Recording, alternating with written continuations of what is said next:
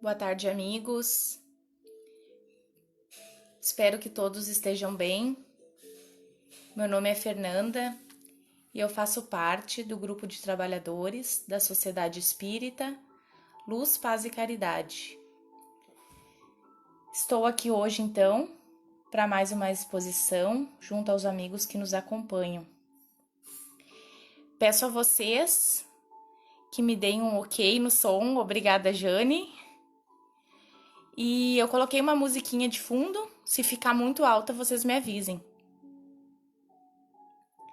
Lembrando também que quem quiser fluidificar uma aguinha no final da exposição, né, já pode pegar a sua aguinha e deixar do seu lado.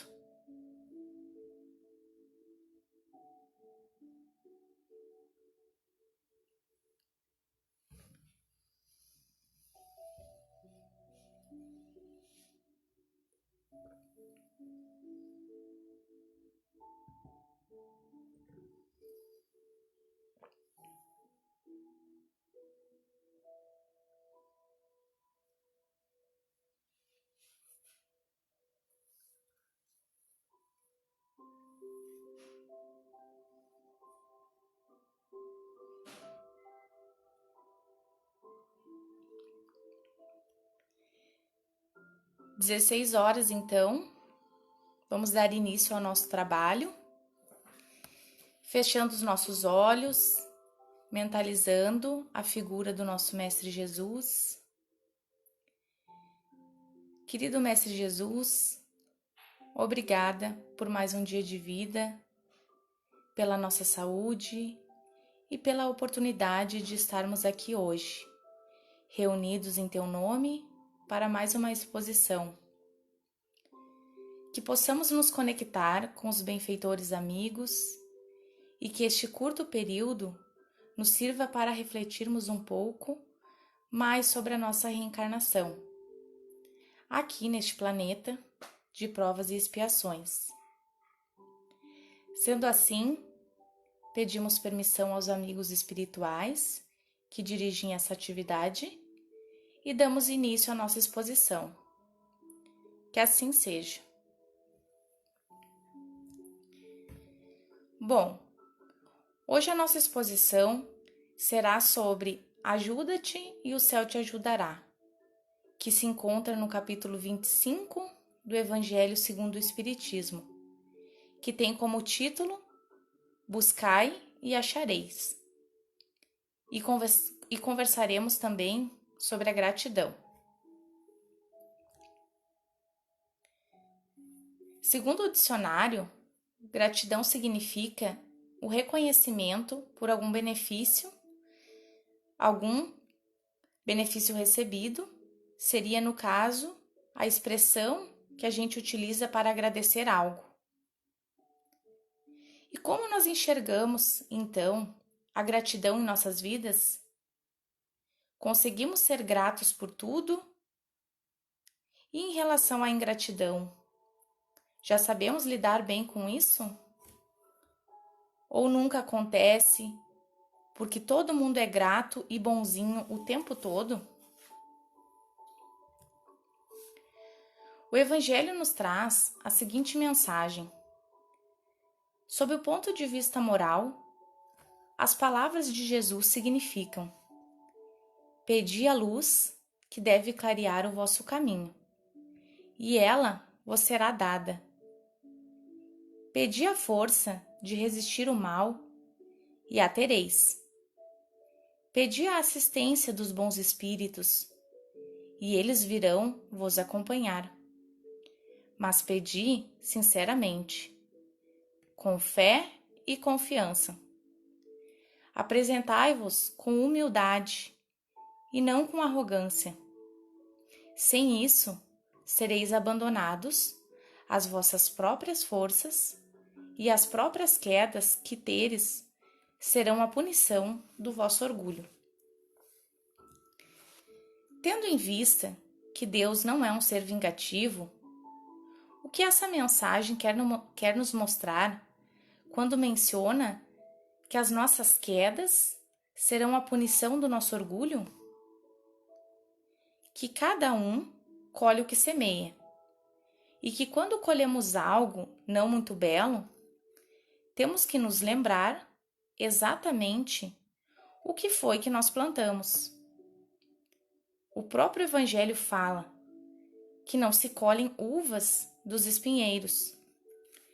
Então, como podemos pensar que se plantarmos ódio, vingança, maledicência, arrogância e passarmos o nosso vizinho para trás, teremos o direito de colher amor, perdão, piedade, respeito e honestidade? Tem algo errado aí, né? É a mesma situação quando achamos que aqui estamos para sermos servidos. É sempre assim: o outro deve me servir. Mas por quê? Já paramos para nos perguntar por que o outro deve nos servir, sendo que o maior mestre de todos os tempos, que foi Jesus, serviu a todos? Porque ainda somos imaturos. Porque vivemos a vida corporal como se ela fosse única. E nos equivocamos em pensamentos e muitas vezes, mesmo adultos, ainda temos um certo comportamento de criança mimada que quer tudo do seu jeito. Quantas vezes queremos ajudar os outros, mas da nossa maneira e não da dele? Quantas vezes nos iludimos que sabemos o que é o melhor para o outro? O fato é que diversos momentos não sabemos nem mesmo o que é melhor para nós. E ainda queremos ter a pretensão de ditar regras na vida do outro. Ajudar o outro não é impor ao outro o que ele deve fazer, mas sim fazer o que está ao meu alcance e depois passar. Bem como dizem os orientadores de André Luiz. André, ajudou? Então passa. E com isso também, saber identificar até onde podemos ir para auxiliar este outro, para que isso não se torne um abuso conosco e também não se torne um problema para o outro.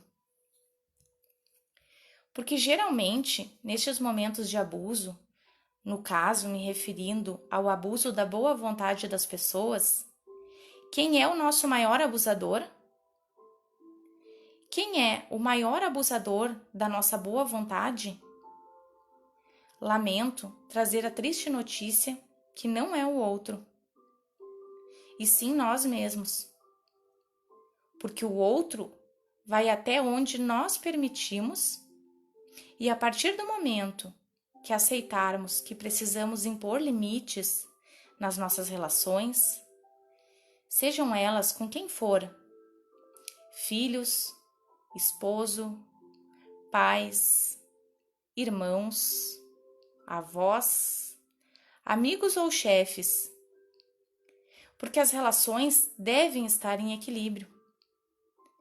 Aí nós vamos nos dar conta de que tudo o que nos acontece é porque permitimos. E como conseguimos fazer isso? Só existe uma forma, que é o autoconhecimento. Ou seja, quando eu me conheço de verdade, paro de me frustrar tanto com as situações, porque sei e aceito as minhas responsabilidades dentro do que aconteceu. Mais uma vez, se pararmos para observar, vamos nos dar conta que o problema não está no outro, e sim em nós mesmos. Quando nos conhecemos de verdade, aprendemos a dizer não. Mas por que nós temos que aprender a dizer não? Por que dizer não importa tanto? Bom, primeiramente, vamos pegar uma criança como exemplo. A criança acabou de tomar banho, está limpinha e resolve se rolar no chão. Sim, filho, pode se rolar no chão, que depois a mamãe, mesmo cansada, após um longo dia de trabalho, te dá outro banho. Então, chegou a hora da novela da mamãe. E a casa tem apenas uma televisão. Sim, filho, pode assistir os teus desenhos, que a mamãe nem gosta mais de novela. Coisinhas simples e bobinhas. Coitado do filhinho, é apenas uma criança, como estamos acostumados a alegar. Tudo bem, mas aí vem o dia do mercado. Aquele dia em que a mamãe esqueceu o cartão em casa e levou pouco dinheiro. E o filhinho, como de costume, a sempre ganhar um sim, vai ter que ganhar um não. E o resto da história nós já sabemos como termina, pois estamos acostumados a ver estas cenas nos mercados. Pois bem, acontece que o filhinho cresce e os nãos da vida vão começar a surgir. E quando vemos então a notícia de que um aluno quebrou a cadeira na professora, ficamos horrorizados com o aluno. Mas aí vem a pergunta: quem foi o responsável? Bem, se eu sei que os meus pais vão ficar do lado correto, do lado da paz, do lado do respeito, ou seja, do lado da professora, eu nem vou ousar levantar a voz com a minha professora. Imaginem se eu vou tirar a cadeira do chão.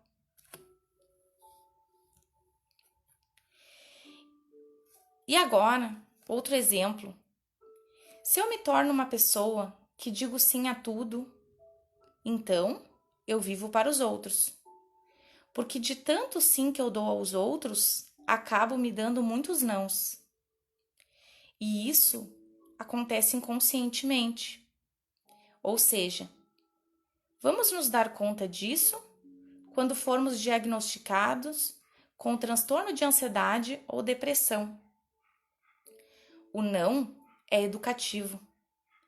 Todos nós precisamos ouvir não na vida e dizer não também. E tá tudo certo. Não somos ruins por não conseguirmos dar conta de tudo. No entanto, existe uma diferença gritante entre o não que eu digo porque eu realmente não posso fazer algo e o não que eu digo pela minha má vontade em fazer algo.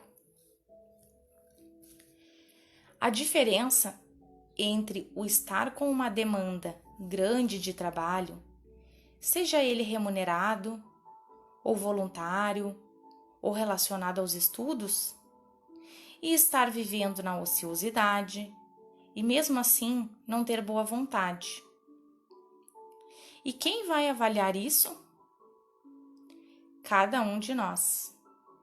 Afinal, o que eu faço ou deixo de fazer é um problema meu com Jesus.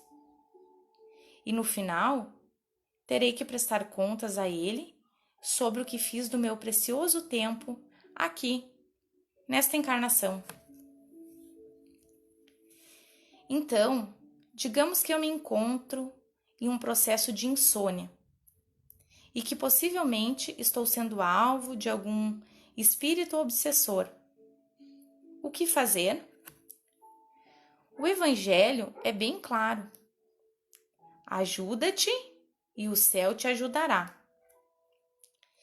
Lembramos, então, da lei que rege o nosso planeta, que é a lei do trabalho e que consta em um livro dos Espíritos, Para quem se interessar em ler, consta na parte terceira, que fala sobre as leis morais, no capítulo 3.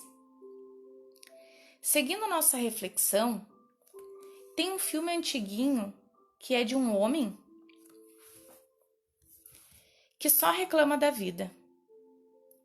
Na sequência, Deus tira férias e passa o seu cargo a ele. É então que a vida dele vira uma bagunça. No momento em que ele não aguenta mais, volta a procurar Deus para dizer que cansou de ser Deus. E no desenrolar dessa conversa, a criatura fala a Deus: eu não aguento mais. Eu dei tudo o que eles pediram. Realizei todos os seus desejos. Os desejos que eles fizeram através de suas orações. E Deus responde: quem disse que eles precisavam de tudo o que pediram? Nem eles sabem o que pedem. E continua: as pessoas querem milagres.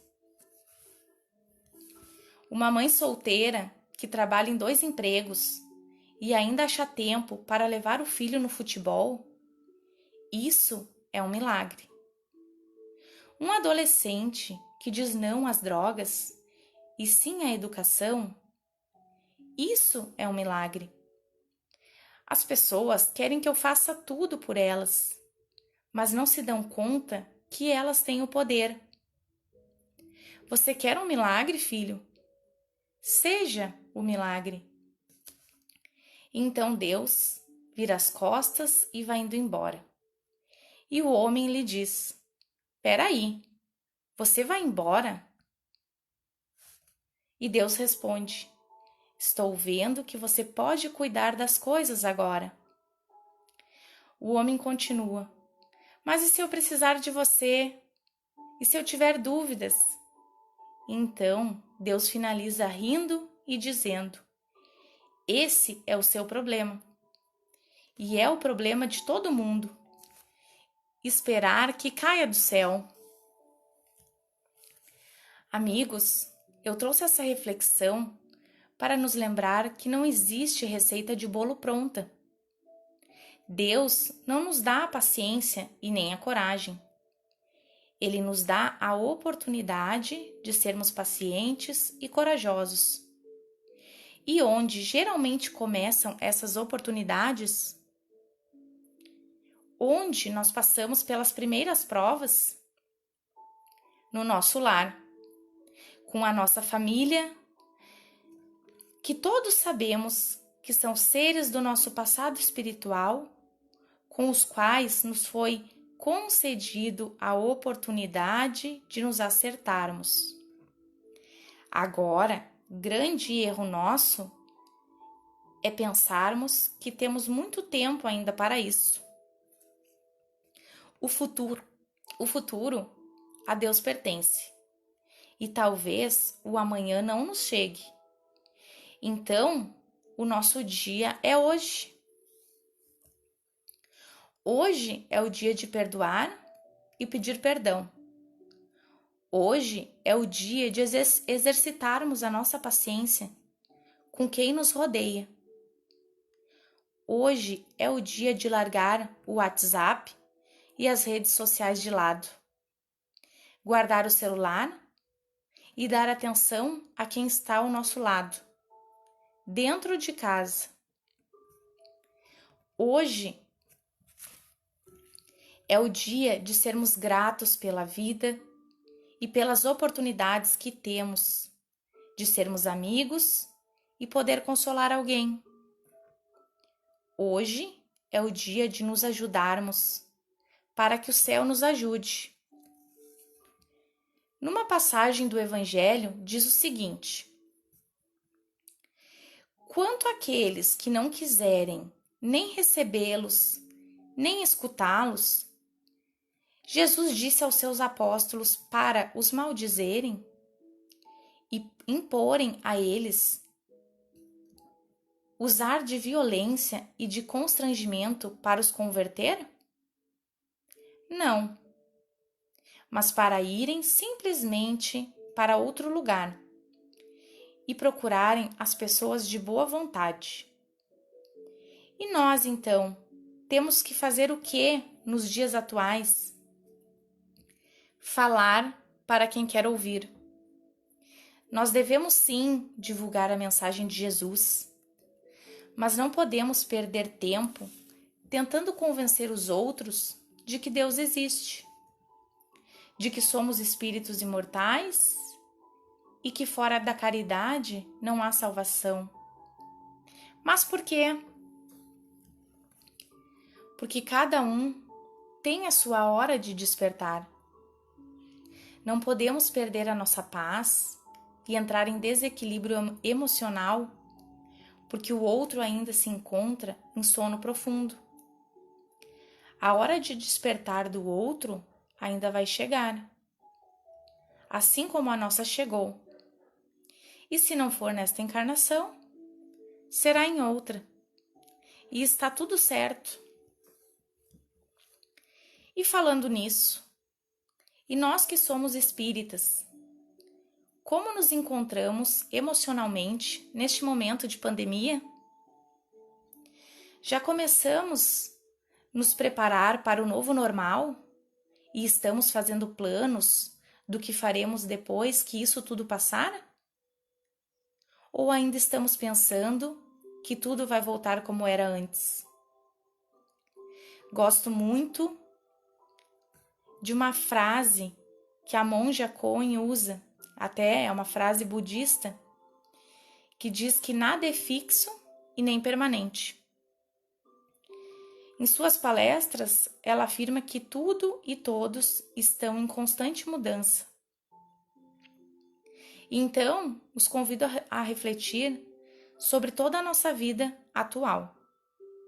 Tudo o que já vivemos, desde o nosso nascimento até o momento presente.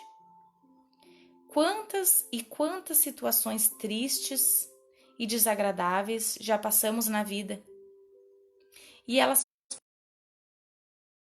tudo passa. Se até as coisas boas passam, por que as ruins não passarão? Ajudar a si mesmo é ter paciência com o outro. É não fugir das situações e nem se lamentar por elas, mas ao contrário, observar que eu posso aprender com tudo isso. É ouvir mais e falar menos. É preferir estar em paz do que com a razão.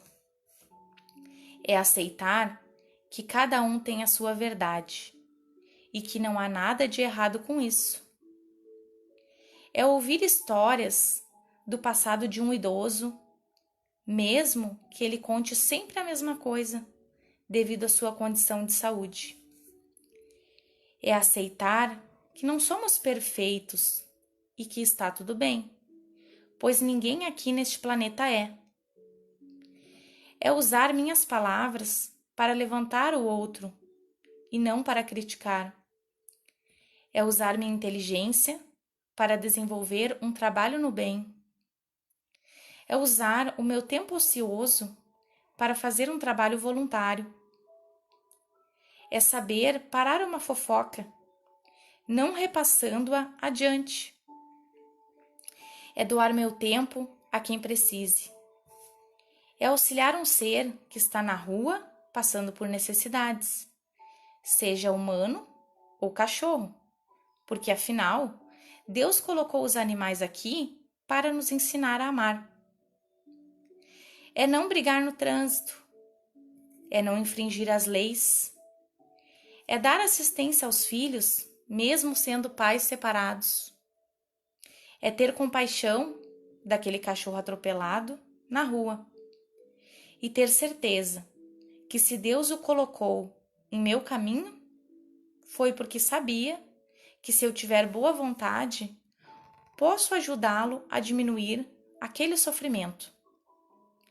É fazer uma leitura edificante, é pensar antes de falar, observando se este comentário vai beneficiar alguém. E por fim, é sermos gratos a tudo e também sabermos lidar com a ingratidão. E por falar em gratidão, a gratidão muda a nossa vida, mas a gratidão é hábito conquistado. É algo que adquirimos com o tempo através da prática. Um dia, uma amiga me comentou: eu faço 3 vezes na semana o Evangelho da Gratidão. Oi? Evangelho da Gratidão? Como assim? Então ela me explicou que com dia e hora marcada, 3 vezes na semana, ela sentava, pegava o Evangelho e fazia como se estivesse fazendo o Evangelho no lar, mas a sua prece era totalmente voltada à gratidão. E que com isso ela conseguia ir reforçando nela tudo o que havia de bom em sua vida. Fiquei muito contente com a conquista dela e óbvio que tentei fazer o mesmo. Mas não rolou, porque me faltava disciplina.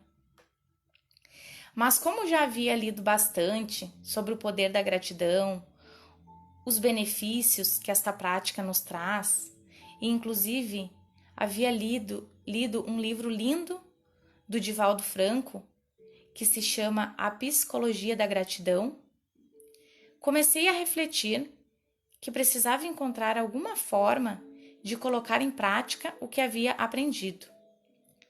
E foi então que me dei conta que cada um tem a sua forma de fazer. Eu não consegui fazer o Evangelho da Gratidão 3 vezes por semana, mas consegui implantar a gratidão no meu dia a dia, de 2 a 3 vezes ao dia, simplesmente me disciplinando a parar minha rotina 3 vezes de 10 minutos diariamente. Então, sento sozinha, num lugar sossegado, e se estou trabalhando, vou ao banheiro, coloco meu celular para despertar em 10 minutos e durante este curto período fico ali, somente agradecendo a tudo que me acontece, inclusive as coisas ruins que me servem de aprendizado.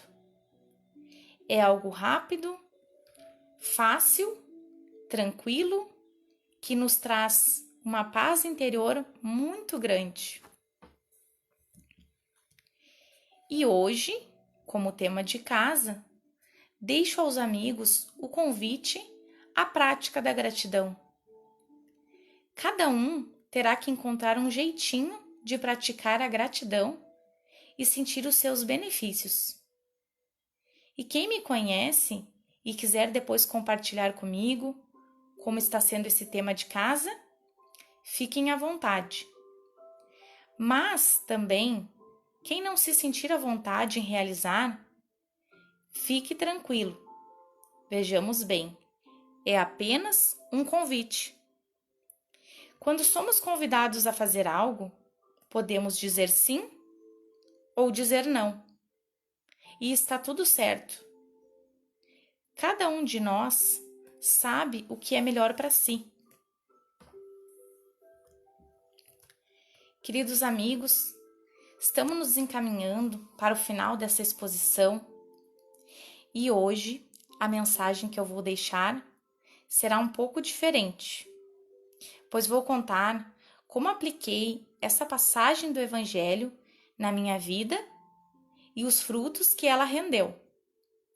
Isso aconteceu há mais de um ano. E alguns amigos da Casa Espírita já sabem, pois acompanharam de perto esse meu processo. Um belo dia, dormi mal. Outro dia, já nem conseguia dormir. E foi assim que algo que eu nunca imaginei que pudesse estar acontecendo comigo, aos poucos foi acontecendo. Comecei a dormir pouco e ficar irritada. Trabalhava me arrastando, exausta, louca para chegar em casa e dormir. E quando me deitava, então, Adivinhem, meu olho se estalava e eu me sentia completamente sem sono, como se estivesse dormindo horas, mas ainda assim me sentia muito exausta. Procurei ajuda médica.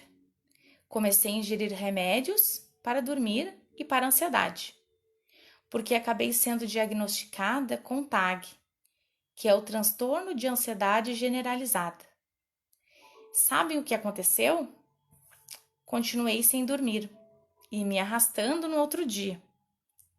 As pessoas que trabalhavam comigo percebiam o quanto eu estava mal, mas todas tiveram muita paciência e perguntavam como eu estava e tentavam me ajudar.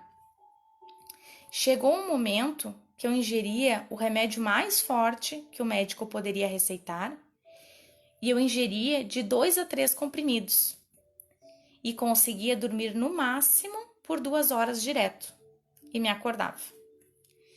Neste momento, eu já estava direto dentro da casa espírita, pois quando a LPC não abria, eu corria para o Círculo da Luz. Então, eu estava medicada e indo na casa espírita. Mesmo assim, eu não dormia. Foi quando decidi mudar e aceitar que aquilo que estava acontecendo comigo tinha algum propósito de Deus. Porque, se nada acontece sem a permissão dele, certamente que ele sabia o que estava se passando comigo. Peguei o Evangelho, li todo o capítulo do Ajuda-te e o céu te ajudará e comecei a refletir. Também comecei a aceitar as noites sem dormir e não me revoltar no outro dia, agradecendo sempre pela experiência vivenciada. Passei a fazer oração e leitura edificante nos momentos de ociosidade. Iniciei um processo de meditação, aceitação e gratidão pelo que estava me ocorrendo. E o mais importante de tudo foi que eu parei de comentar com as pessoas o quanto eu estava mal, a não ser nos atendimentos fraternos, que era o momento apropriado para eu falar disso. E o mais importante ainda foi que eu passei a enxergar mais as pessoas e decidi que iria trabalhar mais em favor dos necessitados. E sabem quando voltei a dormir? Nem eu sei dizer, pois fiquei tão envolvida com outras coisas que acabei não percebendo se dormia mais ou se dormia menos. Simplesmente, um belo dia, me dei conta de que estava dormindo novamente. Então, amigos, quem me ajudou? Eu mesma. Certamente que com o auxílio dos benfeitores. Mas por que eu tive que passar por tudo isso? Porque eu precisava enxergar o que Jesus estava me convidando a ver já fazia algum tempo e eu me recusava. Os remédios e as consultas com o psiquiatra foram sim importantes e eu permaneci ainda por um tempo. Mas a chave real da situação estava na mudança da minha conduta pessoal e moral. Quando aceitei que a melhor pessoa para me ajudar era, no caso, eu mesma, e passei a orar com frequência, agradecer por todas as coisas que me aconteciam, tanto pelas boas quanto pelas não tão boas que me serviam de aprendizado, ler livros e assistir palestras edificantes, parar de reclamar aos outros e ajudar o próximo com boa vontade, foi que eu voltei a dormir. E logo voltei a dormir sem medicação. Por isso, acredito tanto nessa passagem do Evangelho, pois apliquei ela na minha vida quando mais precisei e deu certo. E aqui temos mais uma evidência de que quando não aprendemos pelo amor, somos convidados a aprender pela dor, porque a dor nos educa. Se olharmos para a vida com as lentes de Jesus e praticarmos diariamente a gratidão em nossas vidas, nos pouparemos de muitos sofrimentos.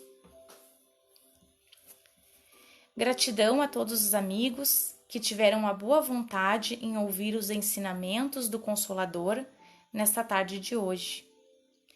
Que possamos seguir os nossos caminhos com sabedoria, fé, amor e gratidão, sempre nos lembrando que quando eu mudo, o mundo se transforma.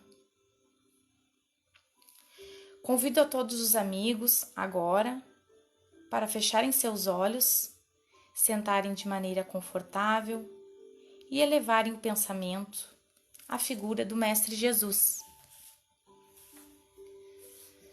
Querido Mestre, obrigada por nos abençoar com este dia maravilhoso. Gratidão por este momento em que passamos unidos virtualmente com os nossos amigos encarnados e mentalmente com os nossos irmãos desencarnados. Que todos nós tenhamos coragem e paciência para encarar as nossas falhas e que também tenhamos a lucidez necessária para entender que falhar é humano e que não temos que nos julgar tanto e nem julgar o outro, que muitas vezes está dando o seu melhor naquele momento dentro das suas possibilidades. Que estejamos prontos a ajudar qualquer irmão em necessidade e mantenhamos em nossa mente o desejo ardente de praticar o bem. Que sejamos abençoados pelo Senhor a ponto de nos mantermos serenos, com boas vibrações e sentimentos de esperança por um futuro melhor. Que neste momento os benfeitores espirituais estejam conosco, nos transmitindo um passe espiritual e que essas práticas penetrem em cada célula do nosso organismo, tornando-as fortes e saudáveis. Que as águas expostas neste momento sejam fluidificadas e que nossos amigos espirituais aproveitem para harmonizar o nosso ambiente familiar, auxiliando e amparando algum irmão desencarnado que possa estar entre nós, necessitando de ajuda. Que este irmão desencarnado receba muita paz, luz e seja encaminhado pelos nossos benfeitores amigos para a nossa sociedade espírita, luz, paz e caridade. E que lá recebam todos o amor e auxílio adequado às necessidades espirituais para sua evolução. Obrigada, amigo Jesus, por tudo e mais uma vez, gratidão por esta vida, gratidão por estarmos aqui hoje. Que assim seja. Gratidão a todos os amigos que estiveram conectados conosco nesta tarde. Um grande abraço a todos e que nós consigamos seguir firmes e fortes na nossa caminhada diária, sempre pensando no bem maior, nos esforçando para hoje sermos melhores que ontem e amanhã sermos melhores do que hoje. E na dúvida, nos perguntarmos: o que Jesus faria? Um abraço a todos e até amanhã, às 9 horas da manhã, onde estaremos todos juntos em nossa prece diária. Fiquemos todos com Deus.